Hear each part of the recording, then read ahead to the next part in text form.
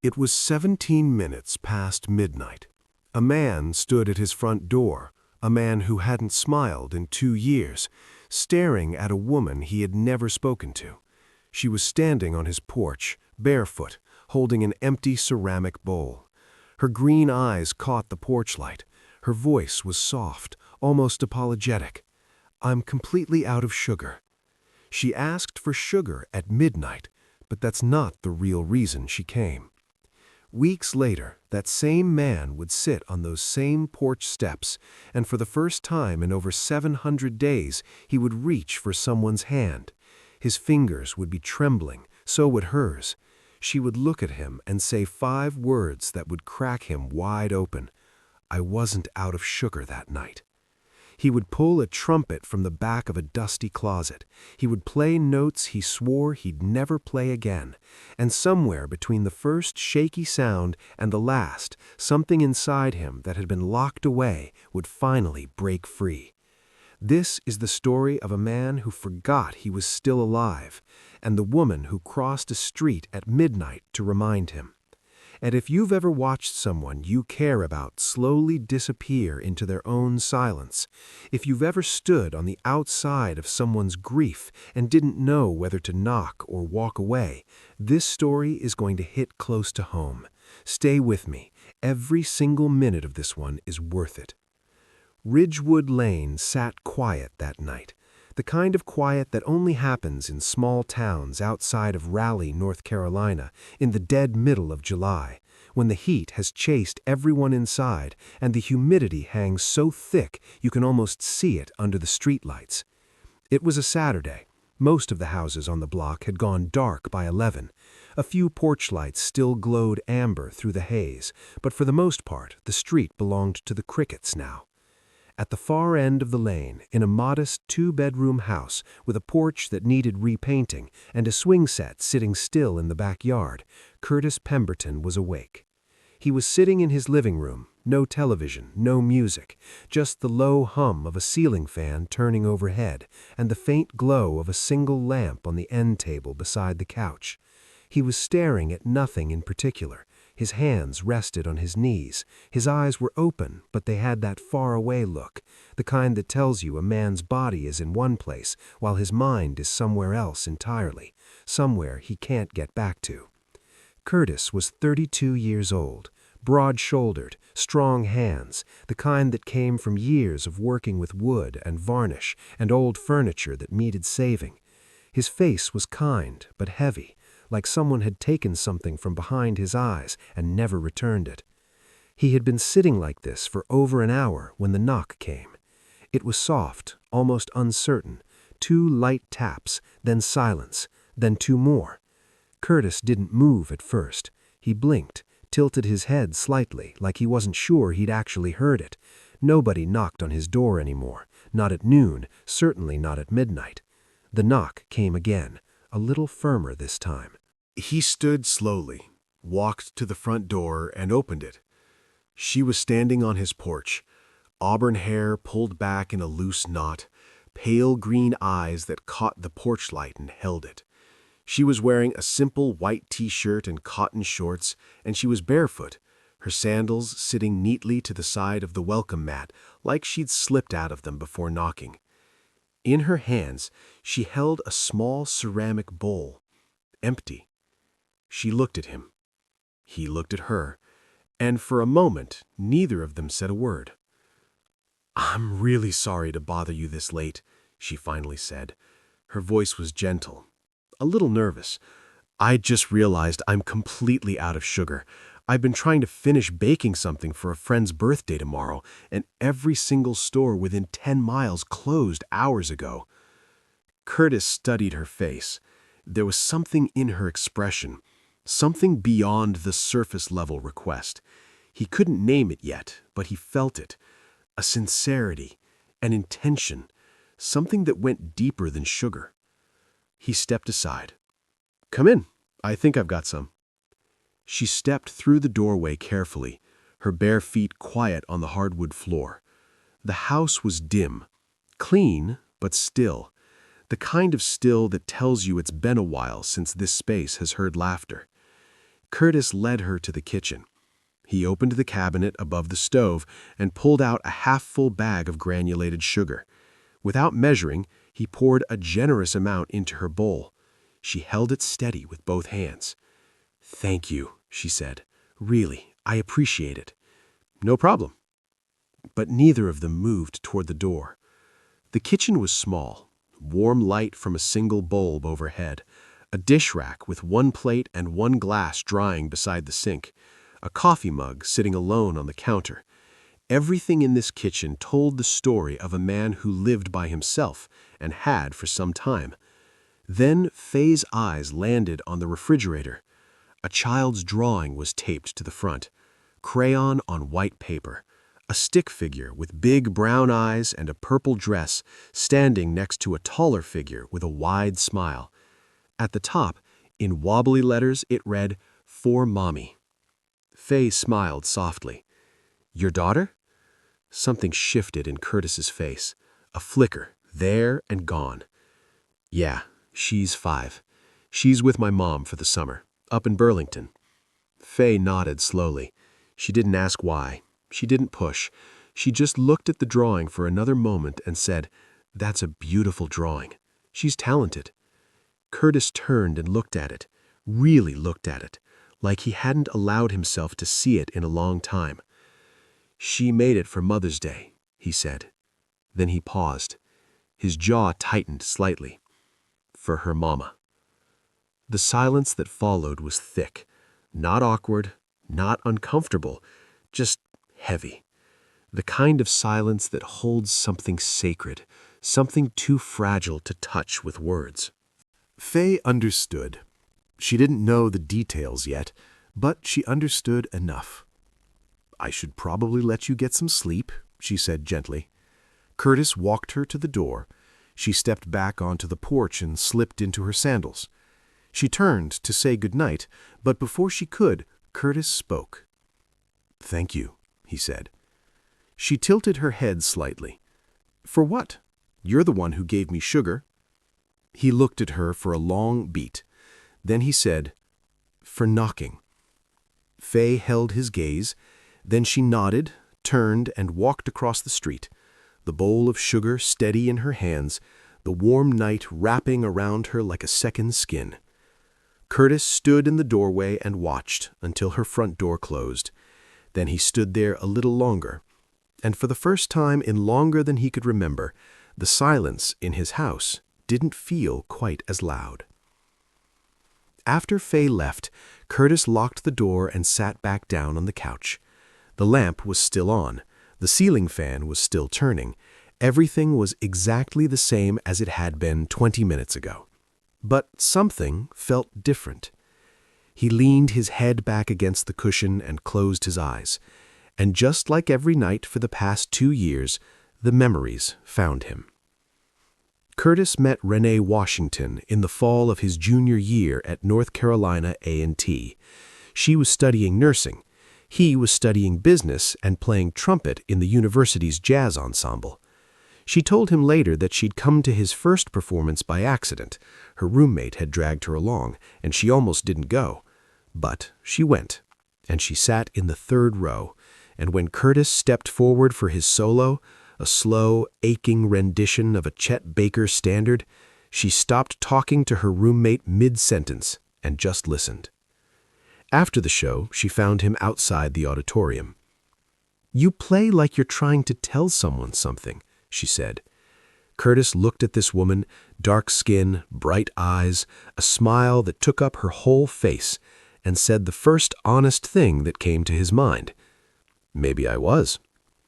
They were inseparable after that. Renee was the kind of person who filled every room she walked into, not with noise, with warmth. She hummed while she studied. She laughed with her whole body. She danced in the kitchen while waiting for water to boil, her hips swaying to music that only she could hear. They married 2 years after graduation. Small ceremony, Helen's backyard in Burlington. White folding chairs, string lights in the trees. Curtis's best friend from college played guitar. Renee walked down the grass in bare feet because she said heels would sink into the lawn and she refused to wobble on the most important walk of her life. When Iris was born, Curtis was the first to hold her. The nurse placed this tiny, squirming, perfect human being into his arms, and Curtis, a man who had held it together through every challenge, every setback, every hard season, broke down completely. Tears ran down his face and onto the hospital blanket. Renee watched him from the bed, exhausted and glowing, and whispered, "She's got your eyes." For 3 years, they were a family. Not a perfect one. They argued about dishes and budgets and whose turn it was to wake up at 2 a.m. when Iris cried. But they were real, and they were happy. The kind of happy that doesn't make headlines because it's quiet and ordinary, and made up of 1,000 tiny moments that you don't realize are extraordinary until they're gone. Then came a Tuesday evening in October. Curtis was in the kitchen warming up leftover soup. Iris was in her high chair, mashing sweet potatoes with both fists. Renee had just taken a shower and was walking down the hallway toward the bedroom. Curtis heard the sound before he understood it. A dull thud. Heavy. Final. He found her on the hallway floor. Eyes closed, body still. The towel she'd been holding had fallen beside her. He dropped to his knees, called her name, shook her shoulder, called her name again, louder. Then he scrambled for his phone and dialed 911, his hands shaking so badly he could barely press the numbers. The paramedics arrived in 9 minutes. They worked on her for 20. But deep inside Renee's brain, a blood vessel that no one, not her doctors, not anyone, knew was weakened, had ruptured without warning. A silent condition. No symptoms, no signs, no chance to say goodbye. Renee Pemberton was 28 years old. She was alive at 7:14 in the evening. She was not alive at 7:31. If you've ever lost someone suddenly, without warning, without preparation, without even the mercy of a final conversation, then you know that the grief doesn't come all at once. It comes in waves. Some days you can stand. Some days the water pulls you under and holds you there, and you're not sure you want to come back up. Curtis buried Renee on a Thursday. By Friday morning, Iris needed breakfast. The dishes needed washing. The bills were still due. The world didn't pause. It never does. So Curtis did what men like him do. He kept going. He went back to his job at Holden & Sons, a furniture restoration shop in downtown Raleigh where he'd worked since before Iris was born. He packed Iris's lunches every night: turkey and cheese, apple slices, a juice box. He combed her hair into 2 perfect puffs every morning and walked her to the bus stop and stood there until the bus turned the corner and disappeared. He did everything right. He never missed a day, never forgot a permission slip, never let Iris see him fall apart. But somewhere in the middle of all that holding on, Curtis let go of himself. He stopped eating dinner at the table, started eating over the sink, or not at all. He stopped sitting on the porch, the same porch where he and Renee used to sit on summer nights, her legs draped over his lap, talking about nothing and everything. He stopped calling friends, stopped answering texts that weren't about Iris. And he stopped playing his trumpet. That was the detail that broke Helen's heart the most. Her son, the boy who had picked up a trumpet at age 11 and never put it down, who played at family cookouts and holidays and random Tuesday evenings just because he felt like it, hadn't touched the instrument in 2 years. The case sat in the back of the hallway closet, buried behind winter coats and old shoeboxes, gathering dust. Helen watched this happen from a distance for as long as she could bear. Then, one Sunday after church, she drove down to Raleigh, sat at Curtis's kitchen table, looked him square in the eyes, and said the words that had been sitting in her chest for months. "You need to breathe, baby. You haven't breathed in 2 years. Let me take Iris for the summer. She'll be fine. I'll spoil her rotten and send her back with too many toys. But you need time. You need space. You need to figure out how to live in this house again, not just survive in it." Curtis wanted to argue. He opened his mouth to say he was fine, but the word wouldn't come out because they both knew it wasn't true. Iris left for Burlington the first week of June. She hugged her daddy's neck so tight he could still feel it hours later. He stood on the porch and watched Helen's car until it was gone. Then he walked back inside, closed the door, and stood in the hallway, the same hallway, and let the silence swallow him whole. If you're watching this right now and you felt that kind of silence, the kind that's so loud it presses against your chest, drop a comment below and let me know, because you're not alone in it, and this story is about to prove that. Hit that subscribe button too, because you don't want to miss what happens next. Faye Sinclair pulled onto Ridgewood Lane on a Tuesday in early June, driving a silver sedan packed so full you could barely see out the back window. She had no moving truck, no help, no family waiting on the other side, just boxes, a laptop bag, 3 suitcases, and a ceramic planter with a lavender plant she'd kept alive through 2 apartments and 1 broken heart.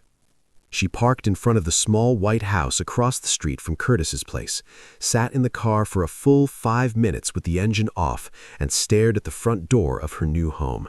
Then she took a breath, said quietly to herself, "Okay, this is it," and started unloading. It took her 4 hours to carry everything inside by herself. Not one person on the street came out to help. She didn't hold it against them. She was a stranger, and strangers take time to earn trust in small towns. She understood that. Faye was 29 years old, pale skin that freckled across her nose in the summer, auburn hair that fell past her shoulders when she let it down, though she usually kept it pulled back. And those eyes, pale green, almost gray in certain light, the kind of eyes that notice things most people missed. She had moved to North Carolina from a small coastal town in Virginia, and the reason was simple and painful in equal measure. His name was Garrett Howe. They were together for 3 years. He was smart, charming, had a way of making you feel like you were the only person in the room. Faye loved him deeply, honestly, in the way that makes you plan a future around someone, imagining holidays and birthdays and tiny hands reaching up from a crib. They got engaged on a Sunday afternoon in September. He proposed on the dock behind his parents' house, and Faye cried so hard she couldn't speak for a full minute. She said yes. Of course she said yes. The wedding was planned for the following spring. Venue booked, dress purchased, invitations designed and halfway addressed. Then, 11 weeks before the ceremony, Garrett sat down across from her at their kitchen table, folded his hands, and told her the truth. He didn't want children, had never wanted children. He'd known this about himself for years, long before they met, long before the proposal, but he went along with her plans because he was afraid of losing her. Every conversation about nurseries, about baby names, about schools and neighborhoods, he had participated, smiled, nodded, knowing full well he didn't mean any of it. Faye sat perfectly still while he spoke. She didn't yell, she didn't cry, she didn't throw anything or raise her voice. She just looked at this man she had built her future around and realized that the future she'd been building never existed. She moved out within the week, canceled the venue, returned the dress, told her family in short, careful sentences that it was over. Her mother cried. Her sister got angry on her behalf. Her friends said all the things friends say, "You deserve better," and "he was never good enough for you." But none of those words filled the hole, because the hardest part wasn't the breakup. The hardest part was realizing that someone could share your bed, kiss you goodnight, plan a life with you, and lie about who they were the entire time. That kind of betrayal doesn't leave marks on your skin, but it leaves them somewhere deeper. Faye spent the first 2 weeks in her new house doing nothing but working and unpacking. She set up her desk by the living room window because the light was good, and because, if she was being honest, it gave her a clear view of the street. She worked remotely as a copy editor for a small publishing company in Richmond, which meant most of her days were spent in silence, reading other people's words and fixing their commas. And it was from that window, sitting at that desk, that she first began to notice Curtis. It started with small things, patterns. His truck pulling out of the driveway at exactly 6:45 every morning. Not 6:44, not 6:46. She could almost set her coffee timer by it. He came home at 5:30 in the evening, pulled into the driveway, walked to the front door, and went inside. And then, nothing. No porch light. No television glow flickering through the curtains.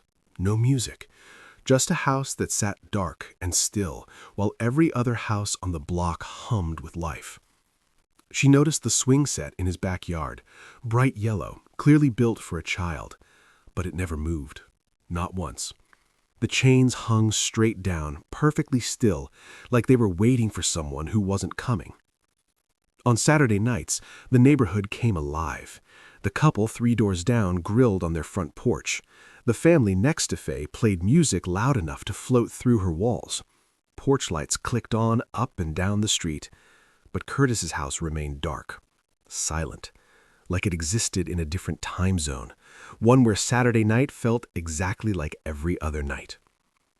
Faye didn't know his name yet, didn't know his story, didn't know about Renee or Iris or the trumpet in the closet, but she knew loneliness. She recognized the shape of it, the way it made a person move through the world carefully, quietly, like they were trying not to disturb whatever fragile peace they'd built around themselves. She'd worn that same heaviness. She was still wearing it. And seeing it on someone else, across a street she'd moved to for a fresh start, made her feel something she hadn't expected. Not pity, connection. For 6 weeks, she watched. She told herself it wasn't her place. He was a stranger. She didn't know his circumstances. Maybe he liked the quiet. Maybe he had people in his life she couldn't see. Maybe he was fine. But on that Saturday night in mid-July, when the humidity pressed against the windows and the street had gone to sleep, and she looked up from her manuscript and saw that single faint light glowing from his living room at midnight, something in her shifted. She stood up from her desk, walked to the kitchen, took the ceramic bowl from the second shelf, and before the rational part of her brain could talk her out of it, she slipped on her sandals, walked out her front door, crossed the street, stepped out of her sandals on his welcome mat, and knocked. She didn't have a speech prepared. She didn't know what she would say beyond the sugar excuse. All she knew, the only thing she was certain of, was that nobody should sit alone in a quiet house at midnight when someone across the street cared enough to walk over. 3 days later, Faye crossed the street again. This time, there was no empty bowl. Instead, she carried a small plate wrapped in aluminum foil, lemon bars dusted with powdered sugar, still slightly warm from the oven. Curtis opened the door on the second knock. He was wearing a faded navy t-shirt and work boots he hadn't unlaced yet. There was sawdust on his forearms, remnants of a long day at the shop. "I figured I owed you," Faye said, holding up the plate, "for the sugar." Curtis looked at the plate, then at her, and something happened on his face. Something subtle, something his muscles seemed to remember even if his heart had forgotten how. The very beginning of a smile. Not a full one, not yet, but the foundation of one. "You didn't have to do that," he said. "I know, but I make really good lemon bars and it seemed like a waste to eat them all by myself." He almost laughed. Not quite, but almost. And that almost was more than anyone had gotten from Curtis Pemberton in a very long time. He stepped aside. "You want to sit on the porch? It's cooler out there than it is in here." It was the first time Curtis had sat on that porch since Renee died. He didn't say that, but Faye would learn it later, and when she did, the weight of that small gesture, him pulling 2 chairs to the railing and sitting down beside a near stranger, would hit her so hard she'd have to excuse herself to the bathroom to cry. But that night it was simple, easy even. They sat, they ate lemon bars, they talked about nothing important, the heat, the oak trees that lined the street and how their roots were buckling the sidewalk, the neighbor's beagle that barked at squirrels, at birds, at clouds, at absolutely nothing. Faye asked him what he did for work. He told her about Holden's Sons, how he spent his days restoring antique furniture, dressers, dining tables, rocking chairs, things that other people had thrown away or forgotten. He brought them back, sanded them down, repaired the joints, refinished the wood until you could see the original grain again. "There's something about taking a thing that everybody's given up on," he said, running his thumb along the arm of the porch chair, "and making it beautiful again."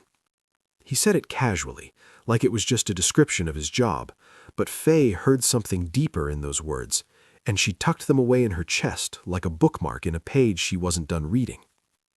She came back the following Saturday, and the Saturday after that. Then Wednesday started happening too, then most evenings. Each visit the conversations went a little further, peeled back another layer. Curtis was the one who brought up Renee first. It happened on a warm Wednesday evening about 3 weeks after the midnight knock. They were on the porch, eating takeout from a barbecue place on Route 64, and Faye asked, gently, carefully, about the child's drawing on the fridge. "Irish drew it in preschool," Curtis said. He set down his fork. "It was supposed to be a Mother's Day gift. Her teacher helped the kids make cards and drawings for their moms." He paused. Renee was already gone by then, but Iris made it anyway. She told her teacher, "My mommy can still see it from where she is." Faye didn't speak. She set down her own fork and gave him the only thing that mattered in that moment, her full, quiet attention. "She was 28, Curtis continued. His voice was steady, but his eyes weren't. No warning, no sickness. A blood vessel in her brain just gave out. They said it was something she was born with, a weakness in the wall of the vessel that nobody could have seen, nobody could have known." He swallowed hard. "I was in the kitchen. Iris was in her high chair. Renee was walking down the hallway. And then she wasn't." He stopped talking. The crickets filled the space where his words had been. Faye sat with him in it.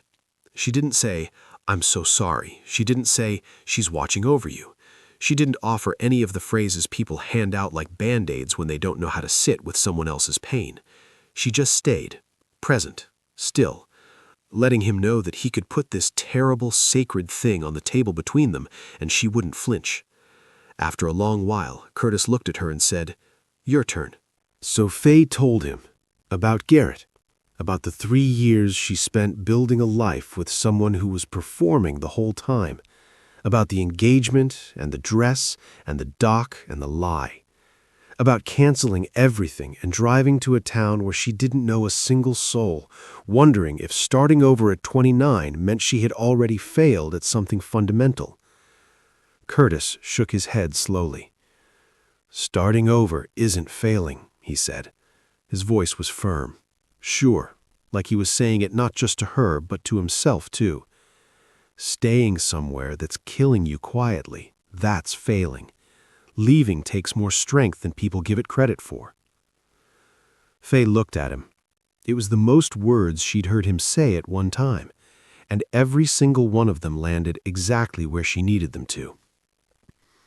Something shifted between them that night. Not dramatically, not like in movies where the music swells and someone rushes across a room. It was subtler than that. A wall came down 1/2 an inch. A door opened a crack. The space between strangers and something more got a little smaller. And for the first time in months, when Faye walked back across the street to her own house, she didn't feel alone. Neither did he. By the first week of August, Curtis and Faye had fallen into a rhythm that neither of them had planned, but both of them needed. Most evenings, after Curtis got home from the shop and showered the sawdust off, he'd walk across the street, or she'd walk across to his side, and they'd cook dinner together. Nothing fancy. Grilled chicken and rice, pasta with whatever vegetables were left in the fridge. One night, Faye attempted her grandmother's cornbread recipe and burned it so badly that the smoke alarm went off, and Curtis had to fan the kitchen with a dish towel while she stood in the doorway laughing so hard she had tears running down her cheeks. Curtis laughed too. A real laugh, full, unguarded, the kind that starts in your belly and takes over your whole face before you can stop it. It was the first time he'd laughed like that in over 2 years, and when it faded, he stood in the middle of the smoky kitchen, dish towel over his shoulder, and felt something crack open in his chest. Not painfully, but like a window being pushed open after being stuck for a long, long time, fresh air rushing in. Faye introduced him to music again. Not his music, not yet, but hers. Old folk records she'd collected from thrift stores in Virginia. She brought her portable speaker over one evening and played a scratchy recording of a song from the 1960s, a woman's voice, gentle and clear, singing about rivers and redemption.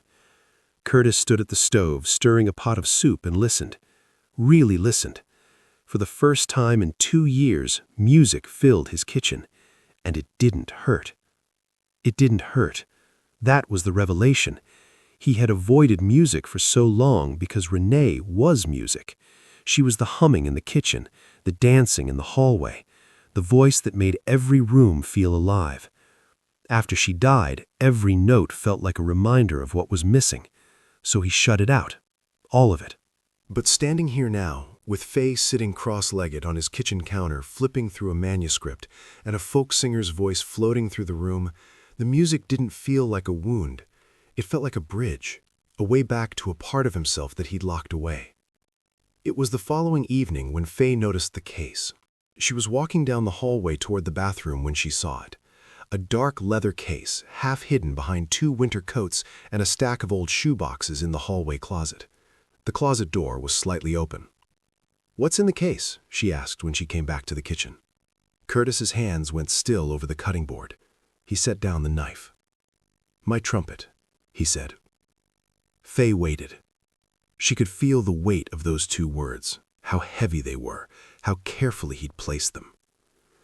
"I used to play, all through college, after college too. I played at our wedding. I played the night Iris was born, sat in the hospital parking lot at 3 in the morning and played to the sky because I didn't know what else to do with everything I was feeling." He paused. "I haven't touched it since Renee died." Faye nodded slowly. She didn't say, "You should play again," or "Don't you miss it." She didn't push.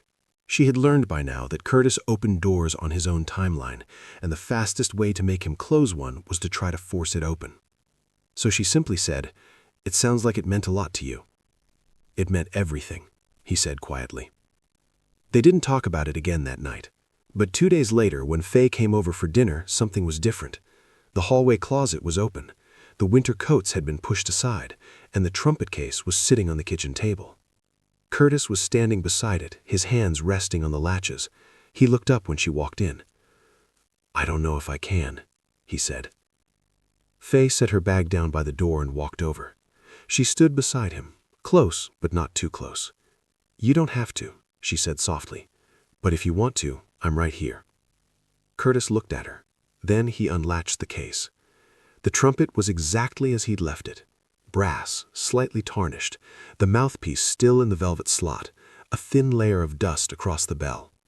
He picked it up carefully, like he was lifting something alive, turned it in his hands, pressed the valves. They moved smoothly, even after all this time. He put the mouthpiece to his lips, took a breath, and played. The first note was shaky, thin, uncertain, like a voice that hadn't spoken in years, trying to remember how to form words. The second note was a little steadier. The third found its footing. And then, slowly, unevenly, imperfectly, a melody began to emerge. Not a song exactly, more like a feeling that had been trapped inside him for 2 years, finally finding its way out through brass and breath and trembling fingers. Faye stood perfectly still. Her hands were clasped in front of her chest.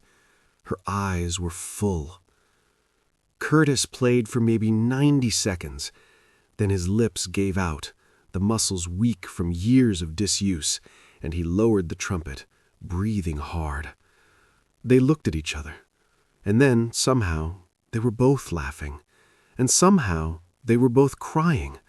And somehow, both of those things felt exactly right at the same time. "That was terrible," Curtis said, wiping his eyes with the back of his hand. "That was the most beautiful thing I've ever heard," Faye whispered. And she meant it. Later that evening, they sat on the porch steps. The sky was doing that thing it does in August in North Carolina, turning from amber to violet to deep indigo, like someone was slowly pulling a colored blanket over the world. Faye was quiet for a long time, Then she said, "Can I tell you something honest?" "Yeah?" She turned to face him. Her green eyes were steady, open, unguarded in a way he hadn't seen before. "I wasn't out of sugar that night." Curtis went still. "I had a full bag in my cabinet," she said, "unopened. I'd bought it 2 days before." She took a breath. "I saw your light on from my window, and I thought about you over here, alone, in the dark, at midnight. And something in me I couldn't sit there and do nothing. So I grabbed the bowl, and I made up an excuse, because I didn't know how else to knock on a stranger's door and say, 'I see you, and I don't think you should be alone right now.'" Curtis didn't speak for a long time. The crickets sang. The last light drained from the sky. Then he reached over and took her hand. His fingers were trembling. So were hers. His palm was warm and rough, a working man's hand, a restorer's hand, and hers was soft and steady. And when they folded together, it felt like two halves of something that had been searching for each other without knowing it. "I'm glad you knocked," he whispered. "Me too," she said. If this moment just gave you chills, you're not alone. Share this with someone who needs to hear that it's okay to let someone in again. And if you haven't subscribed to True Black Tales yet, come on now, hit that button. You're family here. The last week of August arrived the way endings always do, too quickly, carrying the weight of everything that had changed. Curtis drove to Burlington on a Friday afternoon to bring Iris home. Helen met him at the door with the child on her hip, a suitcase in the hallway, and 3 bags of new clothes and toys that confirmed she had, as promised, spoiled her granddaughter completely. Helen studied her son's face while Iris ran to the car. Something was different. The tension around his jaw had softened. His eyes, those tired, faraway eyes she'd been worrying about for 2 years, had light in them again. "You look good, baby," Helen said carefully. Curtis nodded. "I'm getting there, Mama." Helen smiled, the kind of smile a mother gives when the prayer she's been whispering every night finally starts to show its answer. She pulled him close and held him tight. The drive back to Raleigh felt different, too. Iris talked the entire way about Helen's garden, about the cat next door, about the drawing she'd made for her daddy. Curtis listened to every word. He laughed at her stories.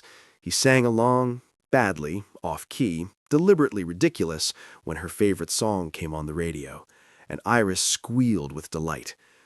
When they pulled onto Ridgewood Lane, the late afternoon sun was pouring through the oak trees, casting long, golden shadows across the street.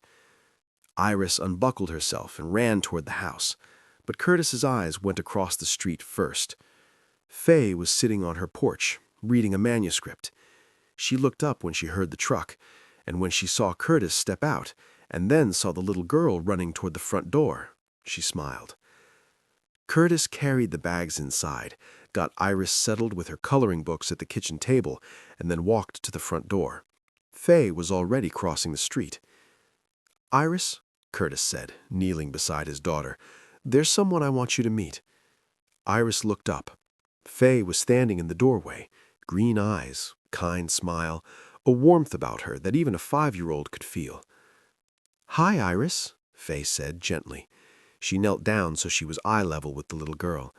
"Your daddy told me so much about you, and I've got to say, that drawing on the fridge, the one with the purple dress, you are a really good artist." Iris looked at Faye, then at her daddy, then back at Faye, and she smiled, the shy, careful smile of a child deciding whether to trust someone. "Do you like purple?" Iris asked. "It's my favorite color," Faye said. "Mine too," Iris whispered. And just like that, a door opened. That evening, Curtis cooked dinner for 3. Iris sat at the table, the actual table, with place settings and napkins and cups with ice, for the first time in longer than she could remember. Music played from the portable speaker on the counter. The kitchen smelled like garlic and butter and something else, something you can't buy at a store. It smelled like home again. After dinner, Iris fell asleep on the couch with her head on Curtis's lap. Faye sat beside them, her feet tucked beneath her, reading quietly. The evening wrapped around the three of them like a soft blanket, warm, safe, unhurried. Curtis looked down at his daughter, then at Faye, then at the drawing still taped to the refrigerator, a stick figure in a purple dress reaching up toward a taller figure with a wide smile. He thought about Renee. He would always think about Renee. She was woven into the walls of this house, into the curls of his daughter's hair, into every note that lived inside that trumpet. She was never gone. She was just somewhere he couldn't follow. Not yet. But here, in this kitchen, on this evening, with music playing and a child sleeping, and a woman with kind green eyes who had crossed a street at midnight with an empty bowl and a full heart. Here, Curtis Pemberton felt something he hadn't felt in over 2 years. He felt alive. Some people come into your life like thunder, loud, dramatic, impossible to ignore. But others come quietly, gently, at midnight, holding a small ceramic bowl and asking for something simple. She asked for sugar, but what she really carried across that street, what she placed on his doorstep along with her bare feet and her nervous smile and her tender, honest heart, was something no store sells and no recipe requires. She brought him the reminder that it was okay to live again, that grief doesn't have to be a life sentence, that love doesn't always arrive with fireworks and fanfare. Sometimes it just knocks softly and waits for you to open the door. And sometimes, if you're brave enough, if you're broken enough, if you're human enough, you open it. If this story reminded you that healing is possible, that love can find you even when you've stopped looking, leave a heart in the comments. Tell me your story. Tell me about the person who knocked on your door when you needed it most.